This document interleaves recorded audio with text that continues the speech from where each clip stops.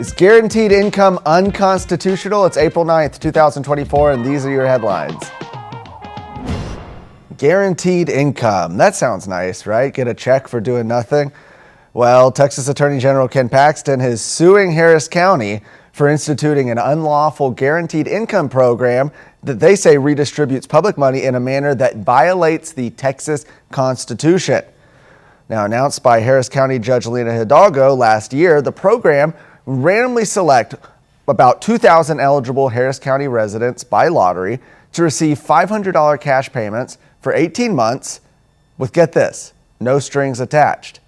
Well, the money itself comes from the $20 million the county received through the American Rescue Plan Act back in 2021. That was, if you remember, it was supposed to be used for COVID-19 relief initiatives. The backlash grew when it was announced that certain classifications of non-citizens would be eligible for the handouts. So it's not even just for citizens. According to Paxton's lawsuit, the Texas Constitution expressly forbids, quote, any county, city, town, or other political corporation or subdivision of the state to grant public money or thing of value in aid of or to any individual. Harris County's program to give public money away with no conditions, no control over the expenditure of that money, and no guaranteed of any sort of public benefit is prohibited.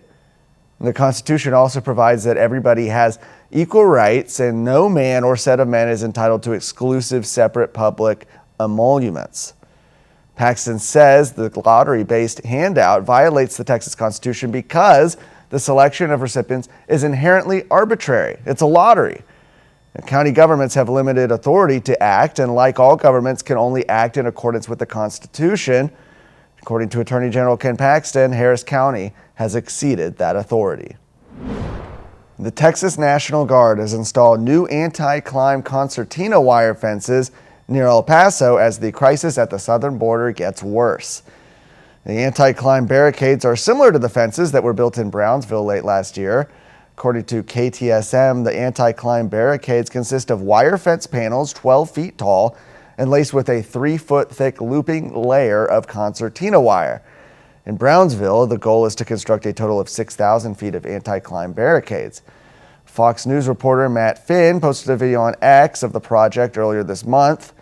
Said, exclusive first up close look at Texas's new wire fence and barrier going up in El Paso, similar to the effective wall in Shelby Park, he wrote. That's in Eagle Pass. Now, this follows the March 21st incident where a surge of illegal aliens breached the border wall in El Paso and rushed Texas National Guardsmen, resulting in approximately $2,500 worth of damages.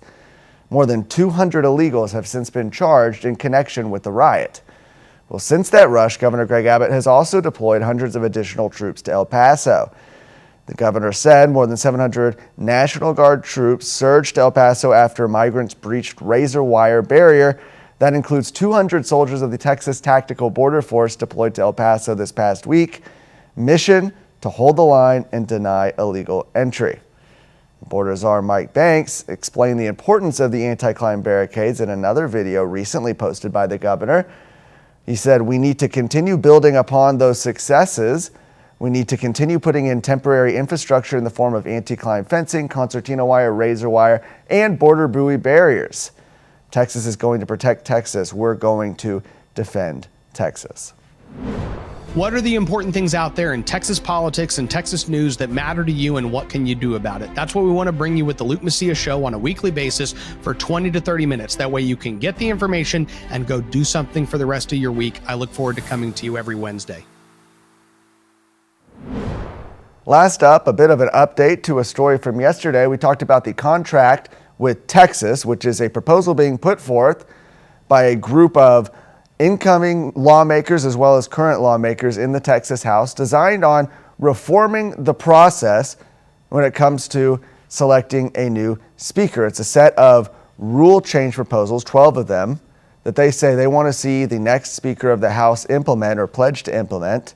These include things like removing Democrats as committee chairs, actually following those caucus procedures, increased transparency, increased efficiency, etc.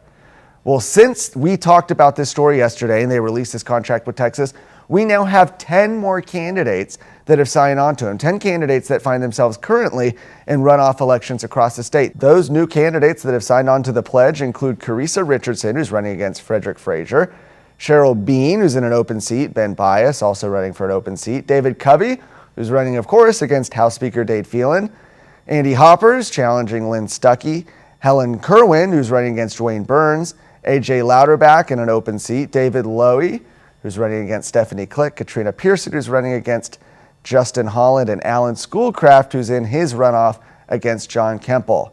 And as a reminder to everybody watching, primary runoff elections will be held on May 28th. For more of today's stories, go to TexasScorecard.com.